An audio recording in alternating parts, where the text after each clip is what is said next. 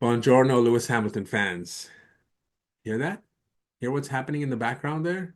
Hear that tick, tick, tick, tick, tick? Listen in. You know what that means? That means that 2024 is almost in the books.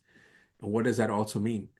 2025, Sir Lewis Hamilton, Ferrari, Charles Leclerc, lots of promise, lots of excitement. So let's get into it. All right. So I wanted to take a moment to address all of you Lewis Hamilton fans, as well as my fellow Tifosi fans. Ever since the news broke out that Lewis Hamilton would be joining Ferrari in 2025, which now feels like years ago, we haven't quite taken the time to sort of realize what it looks like. And as the 2024 season has gone through, it seems more and more like Lewis Hamilton has been longing to make this move happen. And Ferrari have had arguably one of their best years in recent history, at least the way they finished. So I wanted to take a moment to digest all of this and to see what it feels like now that that is becoming a real possibility. Now, by the way, if you're new to the show, please take a moment to look at the various debates that Shez and I have had almost a year to the date when the announcement came out. We've debated various things, including will Lewis Hamilton be successful? Charles versus Lewis, what does that look like? How will the driver pairing match up? So for all of that analysis, check out, I put in some links in the comments, check them out. Go take a look at it. Those debates happened a year ago. We're going to do some more next year too, but take a look at that.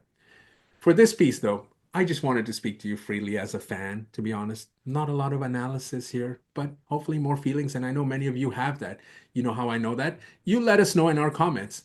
I know the passionate Lewis Hamilton fans that are out there. I do, I co-host the show with one of them, and I hear from many of you in the comments. So let's take a moment and dig in.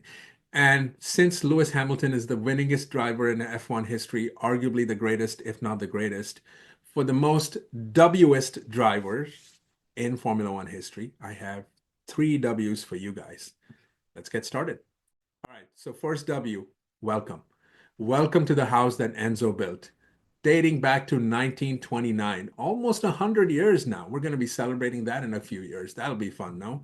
But for a franchise that needs no introduction, that is synonymous with the sport, welcome. I can't wait to see what this looks like, right? Because on the one hand, you have Ferrari, the winningest franchise, synonymous with the sport, the Los Angeles Lakers of Formula One, if you will. And on the other hand, you have Sir Lewis Hamilton, an athlete that needs no introduction either, right? He is the winningest driver in F1 history. He is also one of the greatest in F1 history, and he transcends the sport. So, what could this look like? I have no idea. I hope and pray that it looks great. And it would be great to see Lewis Hamilton win his eighth with Ferrari, as it would be to see even Charles Leclerc win his first with Ferrari.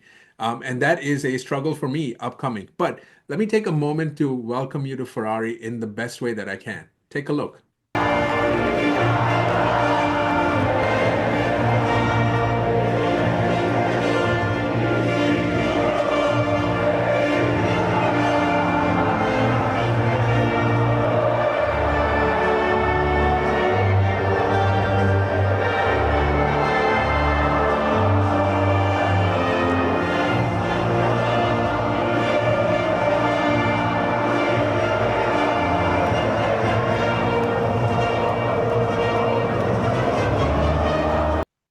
All right, so I imagine you want to see your guy, Lewis Hamilton, especially if you're a Lewis Hamilton fan, be on the top step of the podium because there is nothing like it in Formula One ever. Yes, there are traditions, there's history, there are tracks, there are all of that. And a Ferrari 1-2, particularly on a podium on any given weekend, is joyful and exciting in ways that cannot be described. Don't just take it from me, take it from all of the guys that have wanted to join Ferrari. Don't they say? Every Formula One driver's dream is to drive that car in red. And so welcome to a team is very excited to have you. Look, we have not had a whole lot of success over the last 20 years, thanks in large part to your guy, right? At least the last decade of dominance that Mercedes has had with Lewis Hamilton and then of late Red Bull has had with Max. We have not seen a whole lot of success. So we're dying to see what this looks like. And I, for one, cannot wait to welcome Lewis Hamilton and all his contributions to the team. Now, with the welcome, the second W comes in the form of a warning. I want to warn you, Lewis Hamilton fans. Just take a look at our recent history since my guy, Kimi Raikkonen, won in 2007 and then had a Constructors' Championship for Ferrari in 2008. There's not been a lot of success. Do I also need to remind you that Sebastian Vettel and Fernando Alonso came as decorated champions, not as decorated as Lewis, but not any less in their own right, no? Vettel came in with four consecutive, Alonso with two consecutive when he won, and he almost won in 2007 too, right? So um, there is, the recent history, and if you really want to go back a little bit too, Alain Prost had the same kind of record at Ferrari where they couldn't really win a championship. They did come a little bit close with Alonso, who kind of drove out of his mind and really kind of dragged the team to where it ended. But the reality is, we have not had success, and you guys are coming from a team that has largely had success, put the last couple of years aside. So I just want to warn you that if you believe that this is going to, or this partnership is going to be automatically successful, hold your heart. Um, on the weekends that Ferrari wins, I go crazy. But on the weekends that they should have won but lose, which has been a lot of, for me, I hate them. But I love them. I love them. And I love my team, and I live and die in every weekend. And I hate to admit it, guys, but you're about to go through some of the same. For my money and my hope, Fred Vasseur has built an excellent structure that will be successful. But let's just be honest, the 2025 field is very tight, and you have two teams and arguably a third team in the mix next year that could be out there. And so there are four teams realistically who have a chance to win every weekend. And so it's going to be tough. It really is.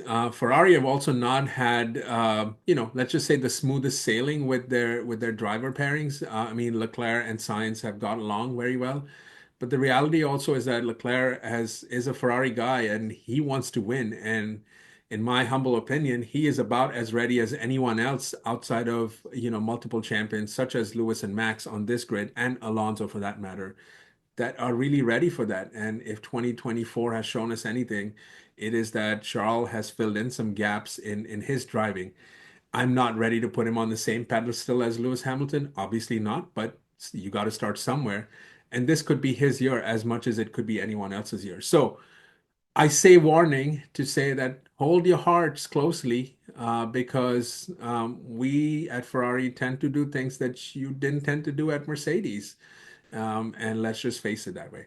I also want to acknowledge your pain. I've heard time and time again from many of you, as well as in some conversations with my co-host, that 2021 still hurts.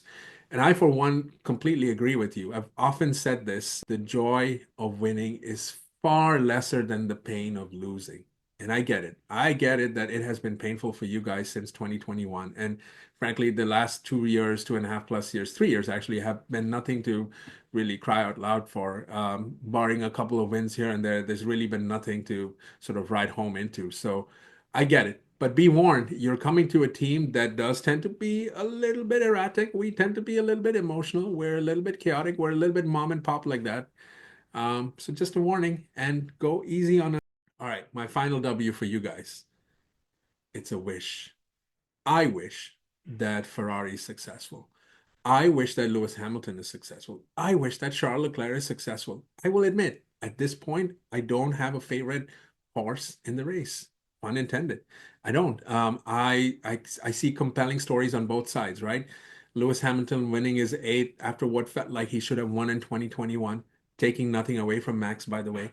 But that hurt. And I can't imagine there is someone as motivated as Lewis Hamilton to win his eighth. On the other hand, Leclerc is a Ferrari guy that has been with the team for damn near a decade now.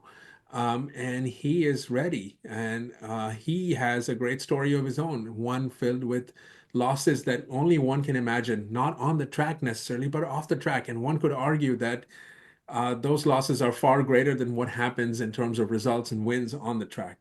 And I, for one, I'm here for that story. And I, for one, couldn't be more excited for him if he is to take on that mantle and become the champion for Ferrari that he fully deserves to be.